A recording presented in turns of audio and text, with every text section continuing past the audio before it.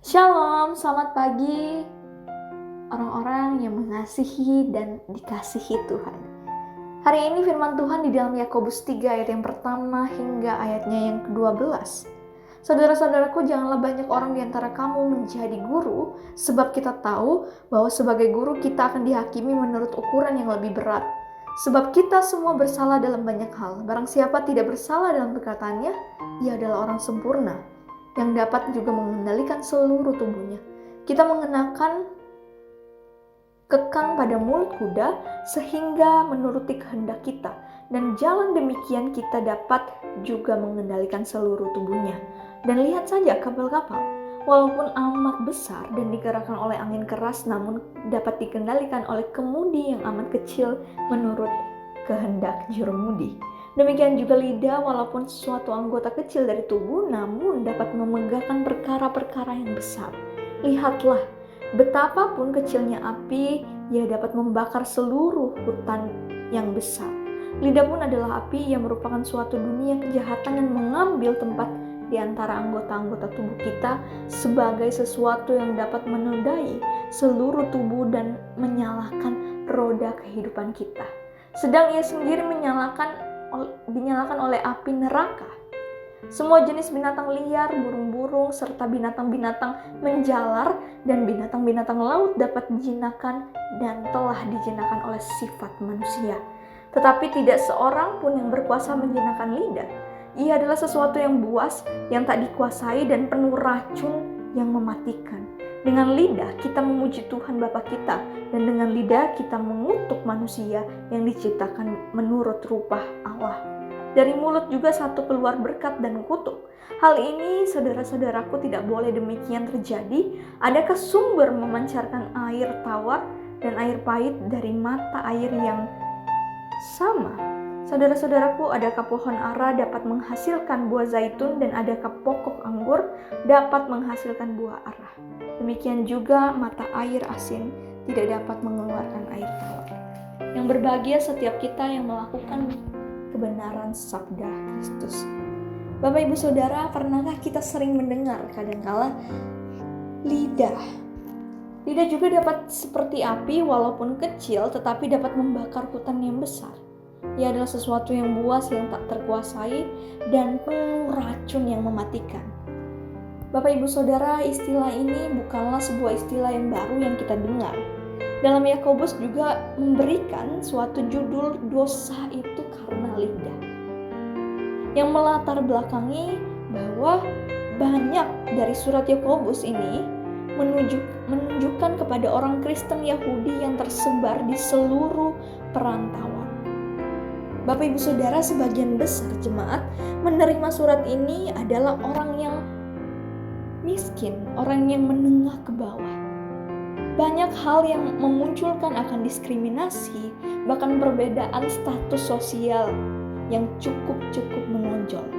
Bapak Ibu Saudara, ditambah lagi pada masa itu banyak pengajar-pengajar yang berperan penting, di mana selain Rasul Paulus dan para nabi, guru ini sangat dipandang dan memiliki hak yang istimewa. Yakobus ini tidak bermaksud melarang untuk menjadi guru, tetapi yang dimaksudkan adalah mereka menekankan pada keseriusan dan motivasi apa sih tujuan mereka untuk menjalankan panggilan mereka sebagai pengajar atau guru. Karena jika demikian, Bapak Ibu Saudara, berbicara tentang lidah, seperti apa sih lidah itu? Mungkin Bapak Ibu sebagian menunjukkan bahwa lidah ini diumpamakan seperti suatu kemudi yang amat kecil dan dapat mengendalikan sebuah kapal yang amat besar. Ini suatu perbandingan yang jauh ya Bapak Ibu Saudara. Tentu bisa kita bayangkan bahwa demikian pun lidah bisa memainkan peran yang penting dalam kehidupan kita. Bapak Ibu Saudara, mungkin kita bisa melihat contoh negatifnya dari perkataan mungkin, di mana kita mungkin tanpa kita sadari kita menceritakan rahasia orang, atau kita suka membicarakan tentang kehidupan seseorang. Ini bisa disebut dengan gosip tanpa kita sadari, atau mungkin kita trennya mereview kehidupan orang. Bahkan kita bisa menyakiti, bahkan menjatuhkan orang lain. Ataupun kita berbohong putih, berbohong demi kebaikan. Nyatanya tidak, Bapak Ibu Saudara. Gak jarang dari kita mendengar hal-hal yang demikian, kasus-kasus yang demikian. Lidah itu seperti api. Suatu kata yang keluar dari mulut kita bisa membuat dampak yang begitu besar dalam kehidupan kita dan kehidupan sesama kita. Betapa besarnya dampak perkataan kita, Bapak Ibu Saudara, yang bisa mungkin menyembuhkan dan bisa juga melukai.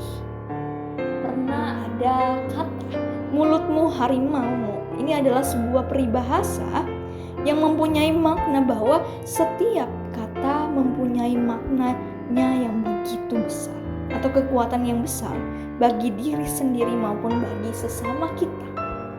Bapak Ibu Saudara, apapun itu, saya yakin setiap dari kita pasti mengalami pergumulan di mana kita harus menjaga mulut kita, perkataan-perkataan kita yang tidak seharusnya melukai, bahkan mengutuk sesama kita. Baik itu di tempat kerja kita, baik itu di sekolah kita, baik itu di gereja, baik itu di komunitas pertumbuhan rohani kita. Di mana banyak hal yang perlu kita tahan untuk tidak membicarakan orang lain, bahkan terkadang kita tidak bertindak seperti istilahnya kompor, suka menjadi provokator terhadap relasi bersama dengan orang lain. Bapak Ibu Saudara, saya bersyukur juga di mana Tuhan juga bisa memberikan banyak dari sesama kita, komunitas kita sebagai komunitas yang percaya, yang bertumbuh, di mana kita dapat menunjukkan bahwa kita sebagai orang-orang percaya dapat bersyukur atas penyertaan dan kasih Tuhan. Kita juga harus menjadi berkat. Dalam hal ini kita bisa memberitahukan hal-hal yang benar dan menyatakan kasih Kristus di dalam kehidupan kita terhadap orang lain. Dengan lidah kita memuji Tuhan, dengan lidah juga kita mengutuk. Hal ini tidak boleh terjadi demikian. Kenapa Bapak Ibu Saudara? Karena tidak ada sumber yang memancarkan air tawar dan air pahit dari mata air yang sama. Juga tidak ada pohon ara yang menghasilkan buah zaitun atau pohon anggur yang menghasilkan buah ara. Tidak demikian Bapak Ibu Saudara. Apa sih maksudnya ini? Maksudnya ini adalah mulut kita tidak boleh keluar dari hal-hal yang baik atau yang jahat. Melainkan kita harus terus berkata bahwa hal ini demikian dinyatakan baik. Kita harus berkata-kata yang baik, yang positif, di mana kita menunjukkan perkataan yang buruk.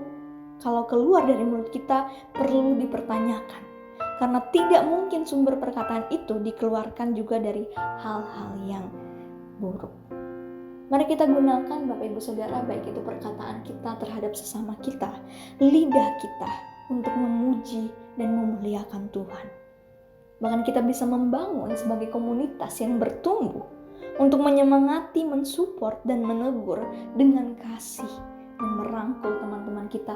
Bahkan kita mendoakan mereka. Lidah itu untuk memuji Tuhan, menjadi berkat, dan menolong sesama. Amin. Mari kita berdoa. Bapa yang bertata dalam kerajaan surga, kami bersyukur hari ini di mana kami merenungkan kebenaran firman Tuhan. Ajarkan kami Tuhan untuk menggunakan perkataan kami, membangun, dan bukan menjadi batu sandungan bagi sesama kami. Kami menyerahkan semua ini ke dalam tangan-Mu, di dalam nama Yesus Kristus Tuhan yang memimpin setiap langkah juang kehidupan kami. Amin.